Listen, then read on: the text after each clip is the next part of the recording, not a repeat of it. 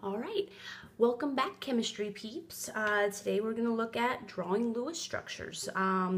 Lewis structures are the way we, in 2 dimensions, draw the structure of molecules. So whenever we say Lewis structure, what we're referring to are these kind of 2-dimensional representations. So we're going to follow these 6 rules here, or 6 steps. You will need to remember these, and with enough practice, it'll kind of become commonplace. The first thing you want to do is decide on a central atom. Things you want to remember are that you do not put elements in the middle that only bond once. An example of things that only bond once are all of the halogens and hydrogen. Hydrogen only bonds once because it has 1 valence electron, right? It's only going to match up 1 time. The halogens have 7 valence electrons, which again only gives them 1 opportunity for bonding. So if there's more than 1 possibility of an element that could go in the middle, then you want to choose the one that is least electronegative. All right, step 2, you're going to add up the number of valence electrons. And again, that's the last digit of the group number. Okay, you want to remember that. The third thing is we want to arrange all of our atoms around the central atom and form single bonds between the central atom and each of the surrounding. Keep in mind, each bond that you draw takes up 2 electrons. So you're going to have to subtract that out of your total. And then the remaining electrons will become lone pairs to complete the octets as needed. Again, keep in mind that for hydrogen, as soon as it gets a bond, it's done. That's all you can do to it. It only forms a duet. Please stop yourself if you ever tried drawing additional dots on hydrogen. That's a big no-no, okay? All right, so then the next thing, check to make sure that each atom has 8 electrons, including the ones that are bonded. Hydrogen, again, should only have 2, and this includes shared pairs. And then number 6 will come into play a little bit later, where we're going to check the number of electrons in the drawing from our total of electrons. And if you wind up having more electrons, you're going to have to wind up making what we call double or triple bonds, meaning that you're going to make the atoms share more than just 1 pair. Okay, so I'm going to show you the examples. This is the next page of your notebook, page 36. However, instead of giving you all the answers right now, I'm going to actually show you the process of working them out. Okay, so for each set of practice problems, I'm going to show you one of the examples, one of the practice problems, and then the other 2 problems that are there for you, you should work out on your own, and then use the answer key to check your work. Okay, so again, I'm going to walk you through the steps of these first 2, and those correspond to the ones in your notebook, okay? In order to do this activity, you absolutely need your periodic table out, okay? So please have a periodic table available, even just the one on the wall. All right, so step 1, we're going to, and I actually switch step 1 and step 2 for some reason. It's just the way my brain works. But I'd like to actually get a total count of electrons first. So for hydrogen, there's 2 of them indicated by the subscript. And then each hydrogen, because it's in group 1, has 1 valence electron. Okay, we're going to do the same thing for oxygen. Oxygen, there's only 1 of them. And when I look at it on the periodic table, I see it's in group 16, so I know it has 6 valence electrons.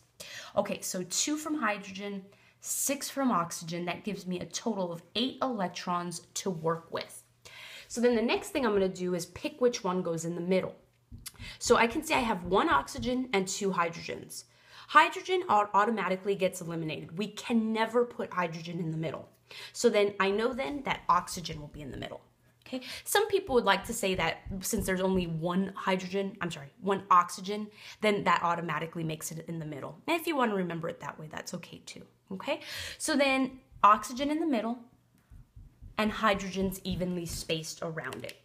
Now I'm going to use some of my electrons for bonding. So I'm going to draw a line in between each of those 2 atoms. And that already uses up 2 4 of my electrons. remember that each line represents 2 electrons.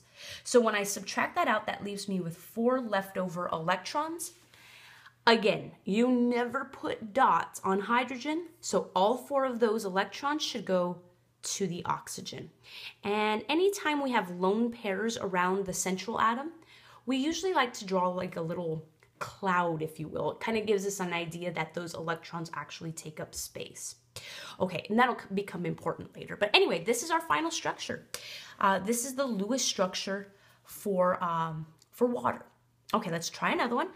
Okay, so again, start with adding up your electrons. Carbon is in group 14, so it has only 1 carbon in the formula. Carbon has 4 valence electrons, so that gives us a total of 4. Okay, we're going to do the same thing for the hydrogen.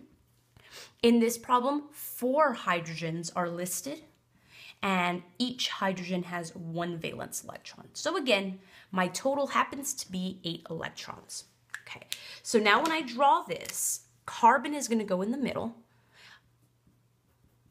with hydrogen surrounding it on all 4 sides.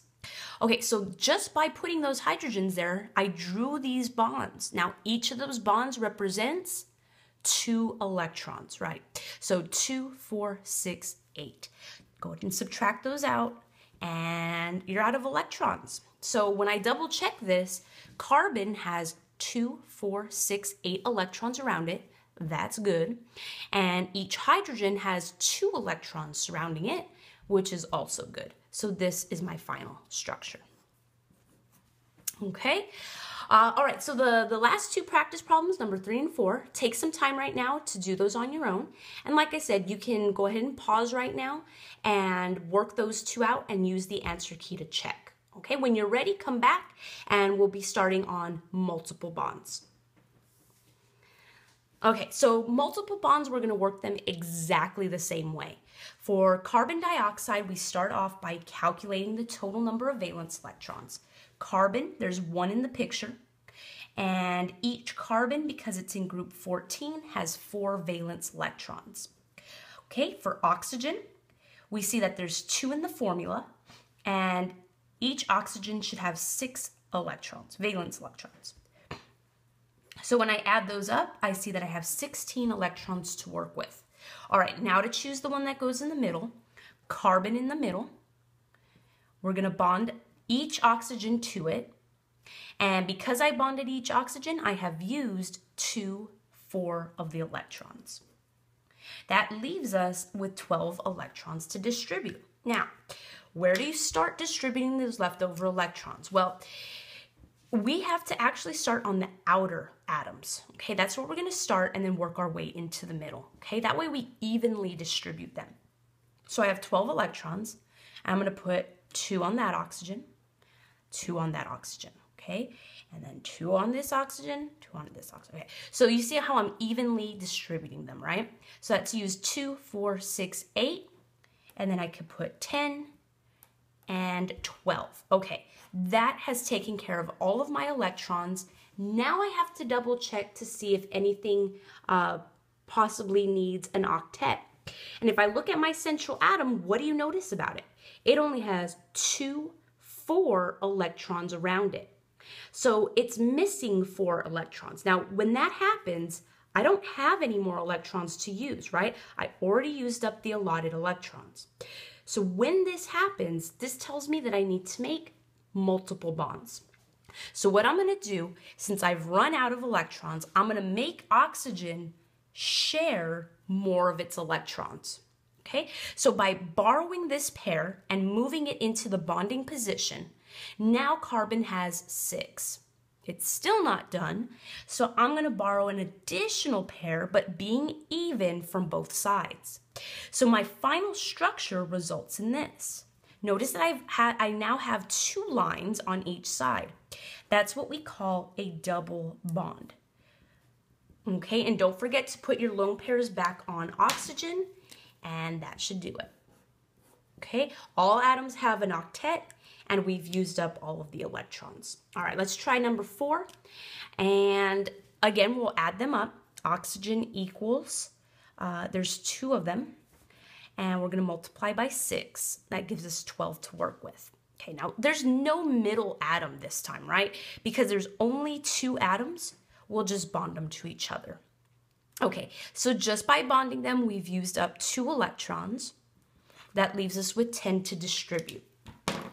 So 10, we're going to start 2, 4, 6, 8, 10. Okay, well, one of the oxygens has an octet, but this one doesn't have an octet. That's obviously going to be a problem. So again, what I'm going to do is take one of the pairs, and I'm going to push that in to become part of the bond. So when I redraw this, I end up with oxygen doubly bonded to the other, and each one has 2 lone pairs on it. Okay, again, go ahead and pause the video at this time, work on the other two practice problems, and when you're ready, check your answers on the answer key, and please ask for help if you're not quite getting this yet, okay? And then when we come back, you guys will be doing violations of the octet rule.